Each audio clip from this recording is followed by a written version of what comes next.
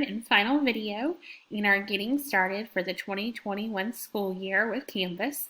This is Pam Batchelor from the home base team at Digital Teaching and Learning, and I'm super excited to be with you and finish up this series. And we're really going to be talking today about some fun topics to add engagement and interest into your Canvas course. So in the very first video, we built out the content of this course, really focusing on kind of a module format with by weeks or units. And we laid out kind of some skeletons of what your course content may look like. And then in our last video, the second video in the series, we talked about assignments using both Quizzes 2 as well as Google Cloud assignments to upload from Google Drive. And then in this video today, we're going to be talking about announcements and also apps that you can add to your course to add extra content and engagement. So the very first thing we're going to talk about are announcements. So announcements are kind of, self-explanatory. They're short, usually communications about your course. And announcements are a fun way to kind of help students get engaged. You can be used as your daily touch point if you're in kind of a hybrid situation where maybe you have some students in the classroom and some students that are learning at home. You can use an announcement as kind of your daily check-in to see what's going on. I have had elementary teachers that instead of a morning meeting, they use an announcement for a morning meeting. So there's really no end to the way that you can use announcements, but there are some settings that I will show you to help you make the most of announcements, right? So you can get to a new announcement in a couple of ways from your course homepage. So we're here on the course homepage.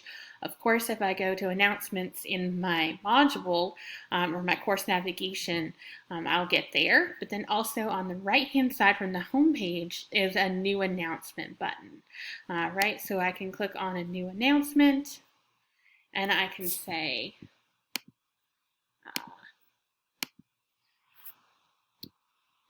Day 1, glad you are here. Okay, and so we have our traditional text box. Something that I like to do with announcements in particular is start off with either like a little funny GIF or little animated message or something. So I'm going to go over to Giphy or Jiffy. And you can see all these different things. So you search by what you're looking for. So maybe I like the little bear here. He's waving hello. And so all you have to do is click on this copy link. And you just copy the link to the GIF, which is a little animated image. And then if I go over here into my namespace, I'm going to look for upload image. And I'm just going to go over to where it says URL. And I'm going to paste that image, and then there's my little bear. So I'm going to center him, and then I'll say, hello, welcome to class. I'm glad you are here.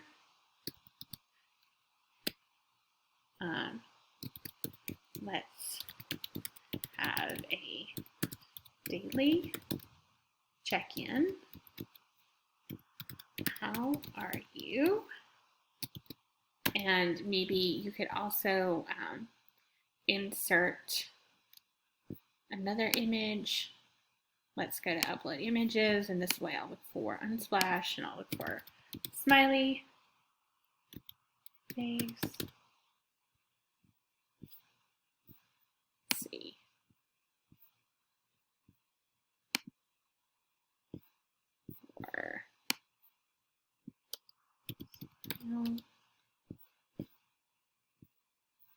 Right, so I kind of like to say cheese. And it's going to be really, really big.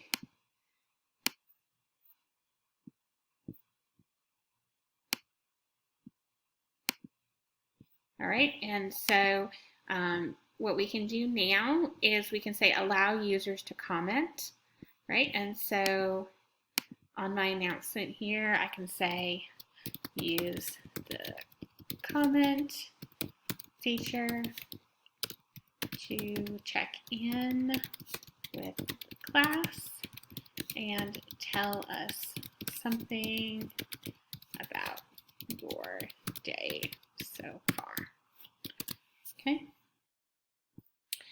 And so we have all these options here. You can, of course, add links in here. I've seen a lot of teachers that will put their daily links in here. So maybe where it says daily check-in, I want to go ahead and add a link in, and I can actually add a course link because I want this to go to our daily work for week 1. And so use the comment feature to check in with the class and tell us something about your day so far. We can delay posting. So, I'm working on this right now. I don't want it to post until the first day of class. So I'm going to set it up for August 17th. And remember, if you don't set a time, it's going to post at midnight. So maybe I want this to post at 8 a.m. Okay, and so now this is going to post on August 17th at 8 a.m. You can allow folks to like it if you would like it to do that as well. It's another way of kind of getting engagement. So I'm going to save. All right, and so now we have this announcement, and folks can type in down here where it says reply to check in and see how they're doing for the day, right? So that's one example of building kind of an interactive announcement. I've done it in advance. There's no limit to how many of these you can schedule in advance. So if you want to go ahead and start working on them now, I like, just engaging students in a quick check-in, maybe a review video or a word of the day. Those are all great things to put in announcements. Announcements also go to students via their Canvas inbox. So remember, that's not their email, that's their Canvas inbox. They will get a notification of when it gets posted. All right, so I've got announcements, right? And you'll see they come in a running kind of list. So as you start to use them, you'll start to have a growing list. And sometimes you might want to keep a couple of them at the top of the page, at the top of your course. That's kind of a nice way to kind of engage students.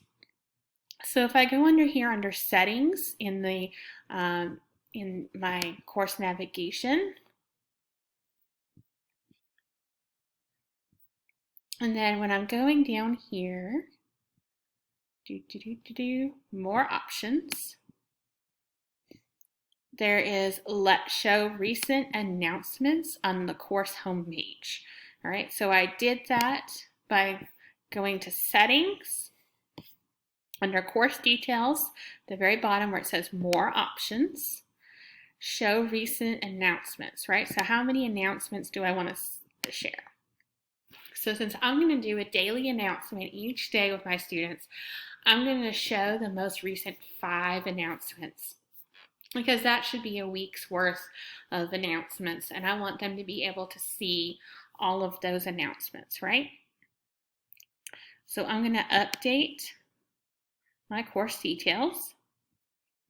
All right, and then on my home page, all right, I will see recent announcements up here. I don't have any right now because the one I just created, I scheduled for it to go off in advance. So on that first day of class, it's going to post, and then it will kind of live up here until I make 5 more announcements, and then that one will bump off, right? So now I have that recent announcements up there. And so now I'm going to talk to you about some fun things that we can add to our Canvas courses. So first, I'm just going to go back and I'm going to create a new page, right? So I'm going to go into this module, and I'm going to say a new page, and this is going to be awesome vocabulary, right? So I'm going to click on awesome vocabulary. And one symbol I'm going to click on edit. One symbol in this rich text editor I haven't touched on yet is this little plug-in or extension cord that you want to call it, and that's where our apps live. So we can go in and you can see the apps that have been installed for you as a Canvas admin. Again, this is something that your Canvas admin does. However, within your course, you can actually add apps yourself. So you can see all the different apps I've got here. I'm going to go ahead and look at YouTube, right? And so if I wanted to go ahead and put a YouTube video in here, let's put hurricane. And maybe I want to put in winds. Or maybe Hurricane Maria. All right, so here is a footage video of Hurricane Maria, and we can click on it.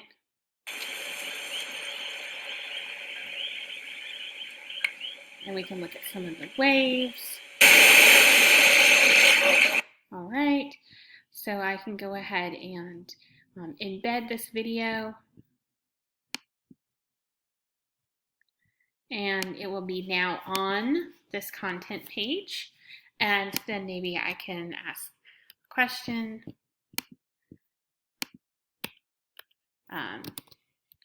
What do you find interesting watching this video?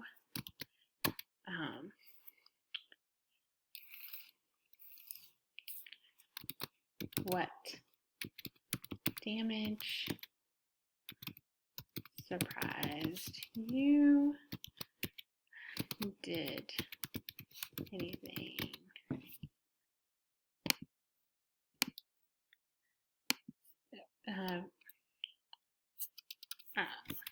could anyone have prevented damage based on what you saw? Okay, and so that's one example using those apps. Again, you know, this one has Khan Academy. We have public resources, which is another OER kind of repository of open educational resources. We also have our Go Open NC, which is for our North Carolina Go Open resources that are aligned to North Carolina standards. All right, so if I click on Save and Publish, all right, and so maybe I'm looking at this video.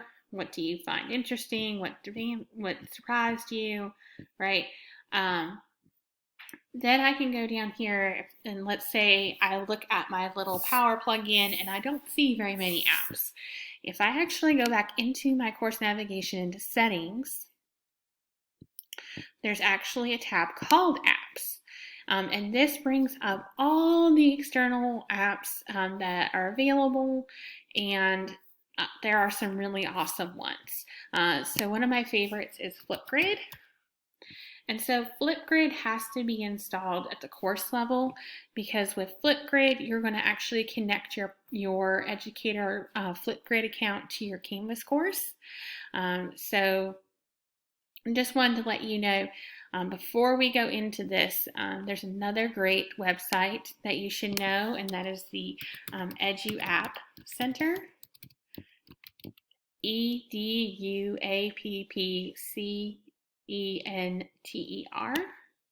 Edu App Center.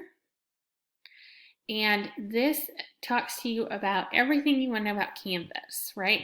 So we're going to go to where it says platforms, and we're just going to be looking for Canvas. And then we can look by specific grade level, right? And we can also just filter by keyword. There we go, Flipgrid. And so the nice thing, the reason why I pulled you up from the App Center versus what's in Canvas is this one's pretty good. It has your step-by-step directions, but the Edu App Center also has additional, sometimes better instructions. So if you are looking within apps on your course settings and you don't see enough instructions, go to the actual Edu App Center and see what the instructions are. So I will tell you this process can take a few minutes because what you're going to have to do is you're going to have to create a Flipgrid account if you don't have one. All right, and then you have to go to this key and secret by going to admin.flipgrid.com and log into your account there. And then once you're logged into your account, you select integrations and then Canvas and new integration, and then it generates a key and secret that you have to put in when you add this app. All right, and this is something that has to be done on the teacher level because we all have our own individual Flipgrid accounts. So if you're a Canvas admin and you're watching this and you integrate this on the district level or at your school level, and then everybody is going to be using your personal Flipgrid account versus their own Flipgrid accounts, and so this is one of the ones that teachers have to install themselves, right? So make sure you follow these directions carefully. And of course, I'm sure your Canvas admin will be happy to answer any questions. And then they even have a help video down here at the bottom that if you need more help, you can watch that. So just an FYI, this is kind of how the apps work. You have to install each one. You only have to do it one time, and then it'll be installed on your Canvas account for as many courses as you teach. So it's not like something that you are going to have to install and do, multiple times each course or whatever. It's a one-time thing, and then as long as your account doesn't change, then it'll still be there and synced up, right? And so once you've linked it, then you have to go in and you create a Flipgrid assignment, which is real easy to do, and then you can do your external tool and find Flipgrid, right? Which is an awesome kind of reflective tool. And that was originally what I was going to put on that awesome vocabulary page we did earlier. But just an idea. So some other good apps that are there.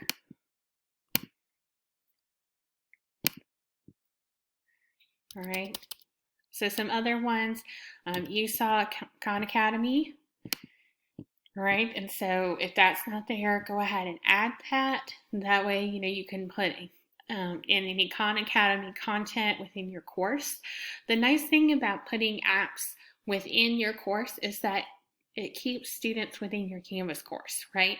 Because this comes up within a page on your Canvas course. It doesn't come up as a separate tab on your browser where students are going and doing whatever. It keeps all the content within your Canvas course, which is really nice. So a few others that I like.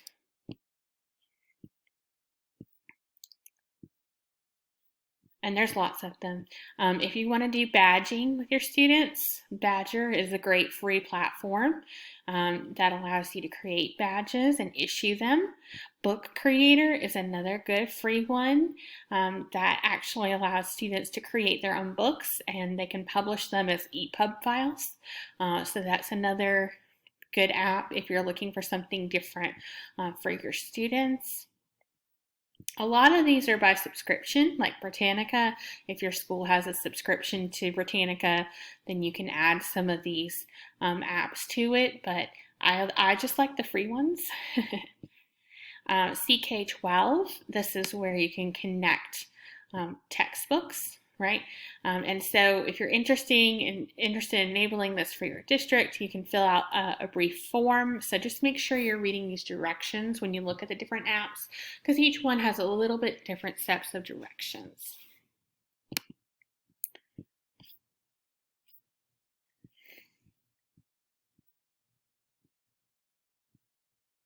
Credly is another one, another badge provider.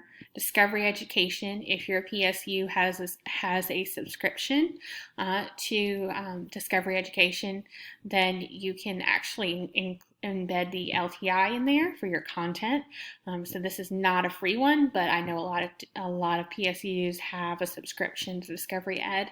So letting you know, Edpuzzle is another one that I like. Edpuzzle allows you to create interactive video lessons. So maybe you take that hurricane video that I showed you from YouTube and you insert questions, and you can put in reflection statements within that video. You can also make the video shorter or longer with Edpuzzle. Another good tool that's free is Edpuzzle. And I say free limitedly. I realize that Edpuzzle used to be freer than it is now. And then there's that Flipgrid again. So Flat.io is another for my music friends.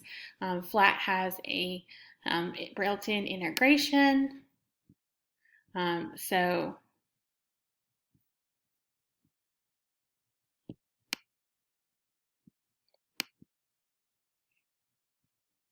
I do believe you have to have the paid account for Flat in order for the LTI to work, but that's something to consider if you do have it.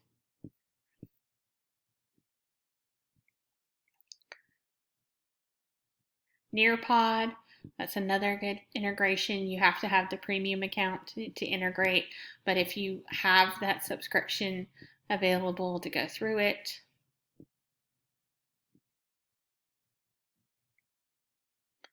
Nick Pixton, Comic Maker, that's another good one if to make kids play. Posit is another one with interactive videos, and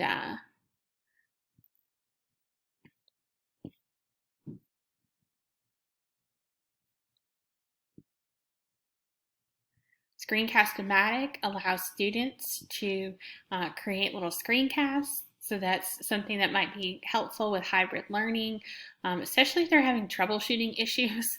Teaching students how to create a screencast is a very valuable tool, not only for just academic purposes, but just in life in general. If you can get them to make a screencast of what's going on when they try to submit something, it makes it a lot easier to diagnose that issue as well as they can explain what's going on. So that's a good academic skill to being able to explain what they're learning or studying. ThingLink is another one of my favorite ones. So ThingLink, you can upload a video or a map or any type of diagram, and then students kind of can annotate it and make it come to life with either information, links to other resources. So that's another nice integration there that's free. Love ThingLink. And then of course, YouTube is good as well.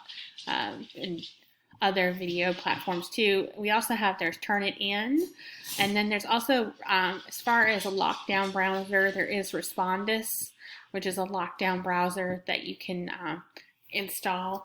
It does have a fee for it, but I have heard good things about people using Respondus. I do know some folks across the state using it with Canvas. So if that's a need for something in your PSU, that is something that you can add on to Canvas, and it'll make it a lockdown browser for students. The nice thing though is that, remember in that quizzes 2 that I showed in the last video, it shows if the student left a tab during the quiz. So it's not quite a lockdown browser because they can still move and go, but it kind of gives you that heads up.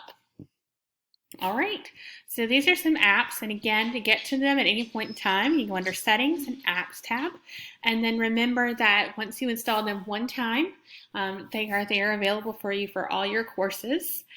So just, another couple of quick tips here as we finish up. If we go back under Settings, there is a Validate Links in Content.